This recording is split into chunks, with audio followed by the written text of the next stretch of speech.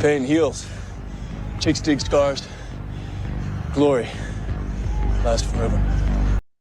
Shots have been fired. The WNBA is laying down the law. They mean business. They are not messing around. It's going to be interesting to see how the players react to this. I tried to do a video on the new salary proposal that the WNBA just laid out that has increased it a lot. It's up to $1 million base. I'll just cover that quickly. I had audio problems. Thank you for letting me know for those who did. And so it's four times what salaries were before. The minimum is just about what the max used to be. The maximum is 1 million plus. It can go higher because it is going to be tied to revenue share. But now we have some other things that the players are going to have to think about. As you see here, WNBA proposes cutting team housing and an earlier start to the season. Let's check this out. Welcome back to the channel. Thank you so much for being here. Appreciate all your support. Hope you're having a fantastic day. Shout out to the 19.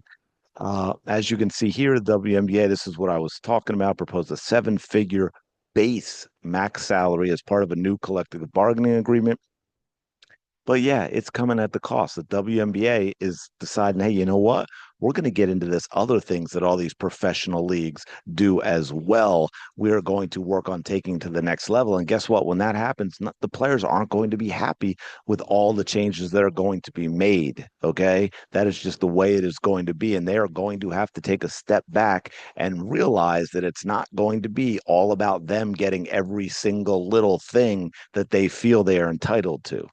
Okay, the salary increases are insanely good. I think you have a lot of people now who are like, hey, you know what? The WNBA stepped up with the salaries. When you consider the fact that all this growth is because of Caitlin Clark, the rest of you benefiting in this way, you might want to take it. Anyway, the league has removed team housing from proposals submitted to the Women's National Basketball Players Association, including the most recent. Several league sources told Front Office Sports.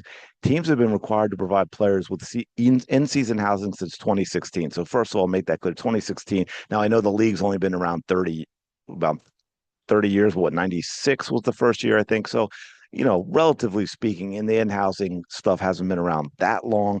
They also proposed lengthening the season. Now, that's going to be interesting because they did it, at least as of now that we know of, without increasing the number of games played. Although I guarantee you that is ultimately going to happen. Maybe by the end of the current CBA, they're going to get to at least 50 games, if not to eventually to 55 or 60.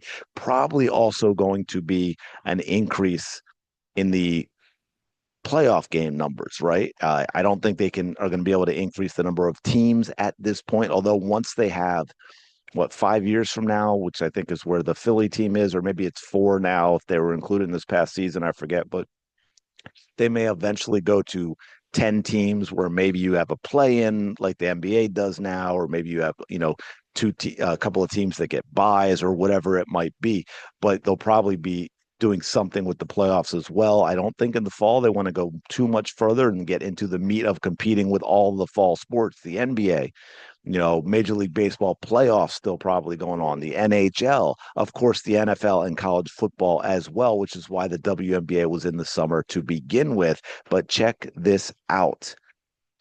The league has proposed lengthening the season, including an earlier start date that is expected to interfere with the NCAA tournament and potentially other leagues such as Project B. Hey, man, look, I'm going to be very critical of the WNBA when I think it should be. And I have for any of you that have been around for a while.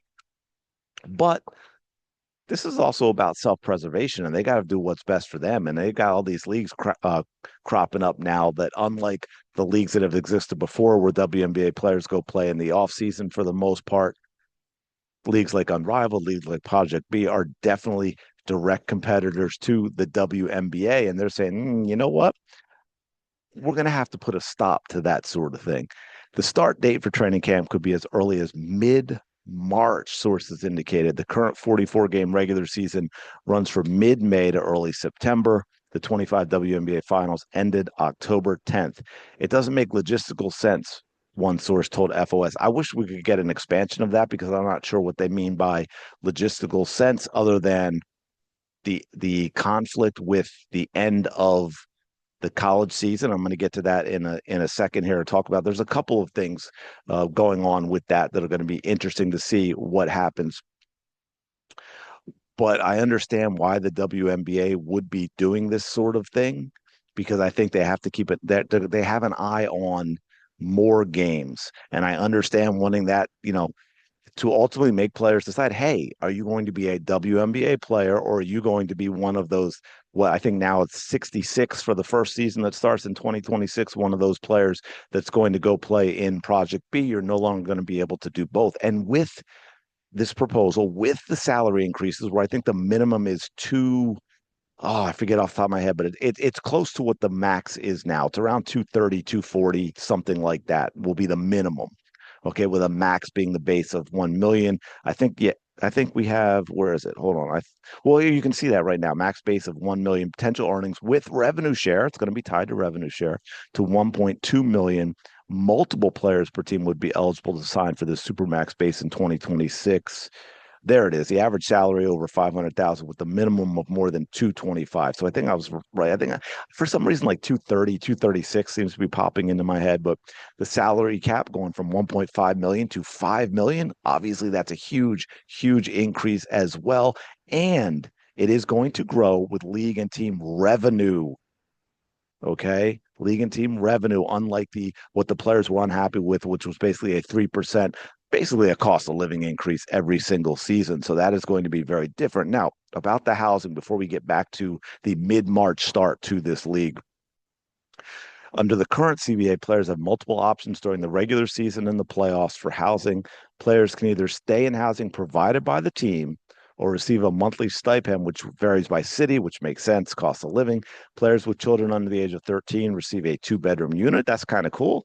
The monthly stipend for players who opt not to live not to live in team provided housing. I knew I'd get it eventually. Ranges between 1177 in Vegas to 2647 in New York. By the way, this is something, and we do this with all the regular jobs too, that I think is important to consider when you're talking about salary, because it's not just salary, it is compensation. What are they getting in terms of healthcare benefits like this? With getting team housing, getting a stipend that obviously elevates your salary, even if it's not necessarily putting cash in your pocket, it is indirectly because you're not paying things that most people pay for.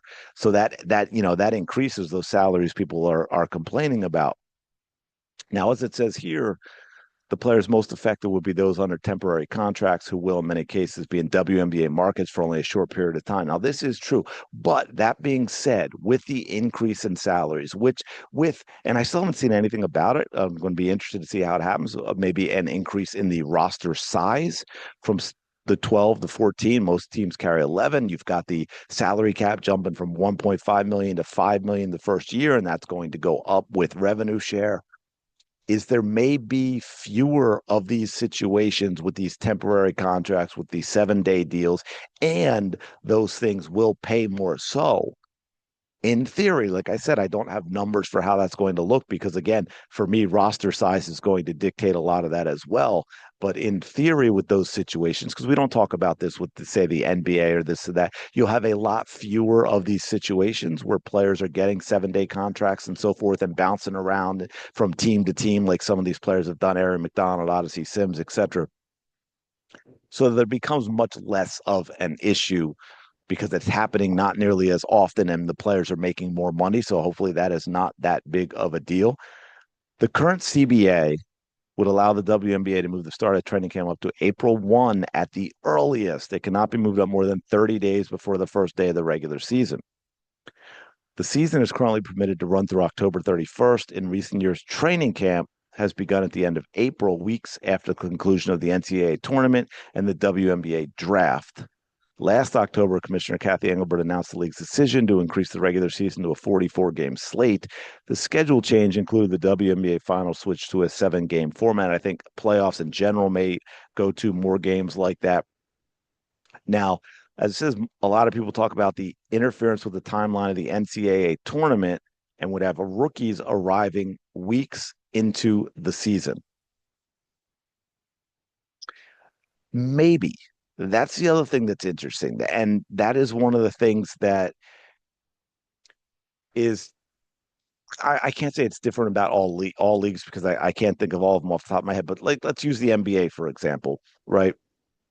The NBA is being played during March Madness, right? They're played at the same time. Players are not coming out and playing in that current NBA season, right? They're playing in the next one. Now, in their case, it starts in the fall, so it's not as huge of a wait from the end of their college season to the start of their pros, but it is, a gap of let's say not everybody goes all the way through the tournament, right? So let's say mid-March is when most players end, although the top players drafted probably play a little longer. But so let's say end of March, right? They're not starting, I think, training camp. They'll probably play summer league and stuff like that, so they get into it. But the WNBA has just been very different with the timing of it because players have been able to get drafted and then jump right into what will be the beginning of the season. So it's going to be tricky because they may not be coming in the middle of the season if they say they're being drafted for the next year, right? That's something that's going to have to be hammered out as well, because do you want your players jumping into the pro season that has already started? They haven't had it, that they're already, and we talked about this with Caitlin Clark last year and her having what we would call dead legs and how she was so much better after they got that Olympic break, right? She got that rest because she played a very long season in college, the longest. She got all the way to the NCAA finals and then just jumped right into her pro season. Now it would even be more of an impact in doing that. And so that's something that's going to have to be hammered out as well. So anyway, these shots fired by the WNBA now lead us to a lot of other things that are going to have to be hammered out to get a CBA that works.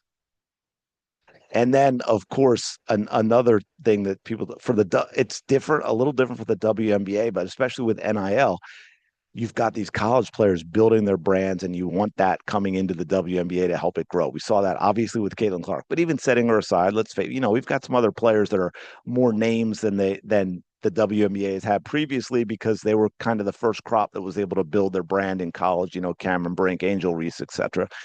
You don't want to take away from people watching them play in the tournament.